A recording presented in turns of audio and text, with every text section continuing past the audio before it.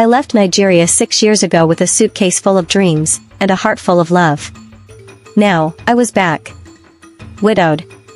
Pregnant. And carrying a silence too heavy for my chest. My name is Amaka Obi. The air was warm and sticky, the kind of air that wraps around you and says, welcome home, or not.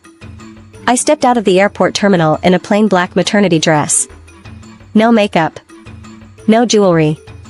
Just swollen feet, a tired soul, and a 7-month-old secret under my heart. No one came to welcome me. Only the driver my brother Emeka had sent. He said it was better that way. I agreed. The house hadn't changed. Big, bold, and modern, tucked in the heart of Lekki Phase 1. I sat quietly in the guest parlor, sipping ginger tea and rubbing my belly gently. Emeka had left for the day. I hadn't seen him yet, only heard his voice over the phone. Rest, Amaka, he said. I'll be back in time for the engagement party. You can surprise everyone later. But fate had other plans. The door creaked open. I didn't expect visitors. But in walked a tall woman in blue lace and geli, fanning herself dramatically. Her eyes fell on me. Her expression twisted instantly. Who are you? She snapped, as if I had spat on her floor. I stood slowly, placing a hand on my back for balance.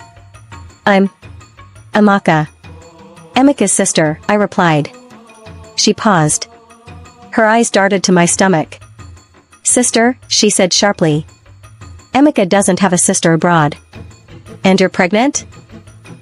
I opened my mouth to explain, but she turned. You shameless thing. You think I'll let my daughter marry into this kind of disgrace? Before I could blink, she stormed out. I stood there, speechless. That was Madame Neka, the mother of Emeka's fiancé, Santo. And she believed I was his mistress. 2 hours later, the front door slammed open again. This time, it was Santo. Beautiful, fierce, and fuming. She charged in like a hurricane, eyes full of fire and pain. So you're the one, she screamed. The one carrying his child? I stood up quickly. My heart pounded. No, please.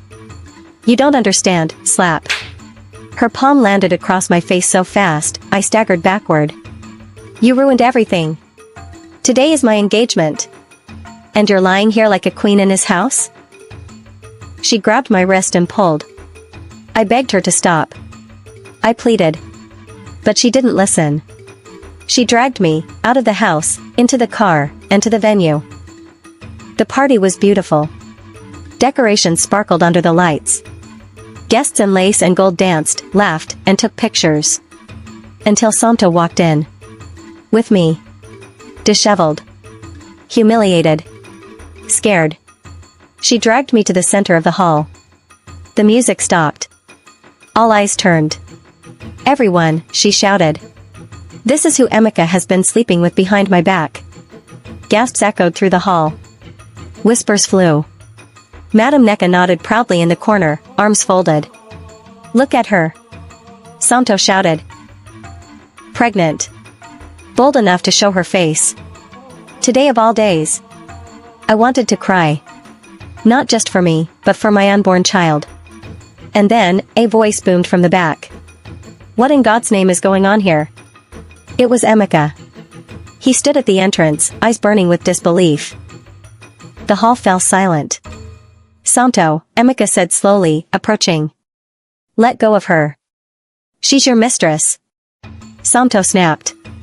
Your secret lover, she's my sister. Dead silence. Her name is Amaka Obi. My blood. My only sibling. She lost her husband 3 months ago. She's been in pain. And this, he gestured around, is how you welcome her? Gasps. Some guests looked away in shame. Madame Neka cleared her throat, clearly stunned. Santo stepped back, her hands trembling. But you never said anything, because it wasn't your business, Emeka replied coldly. Because I wanted her to have peace. He turned to me. Amaka. I'm sorry. I nodded slowly, tears finally falling. Not from pain. But from relief. The party never recovered. Santo locked herself in the restroom. Madame Neka tried to control the story, but word had already spread. By midnight, guests had left. Silence returned to the mansion. I sat outside by the fountain. The wind was calm. Emeka joined me quietly. I should have told them, he said. No, I replied. They showed their true colors. He smiled faintly. You always were the stronger one. I rested my head on his shoulder. And you? Always loved complicated women, I said. He chuckled. 1 week later. Santo called. She wanted to meet. I agreed. We sat at a quiet cafe. She looked tired, softer.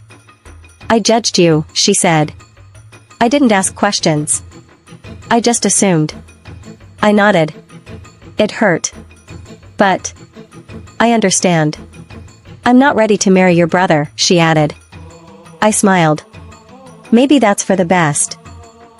Life slowly returned to normal. Emeka and I grew closer again. I began planning for my baby's arrival. And though my heart still carried sorrow, it was no longer alone. They thought I was a mistress. They thought I was shame. But I was family. I was truth. And in the end, I was free. If this story touched you, don't just scroll away. Like this video to support the channel. Comment your thoughts, would you forgive Samto? And don't forget to subscribe for more powerful African stories every week. Your support keeps these voices alive. Thank you for watching.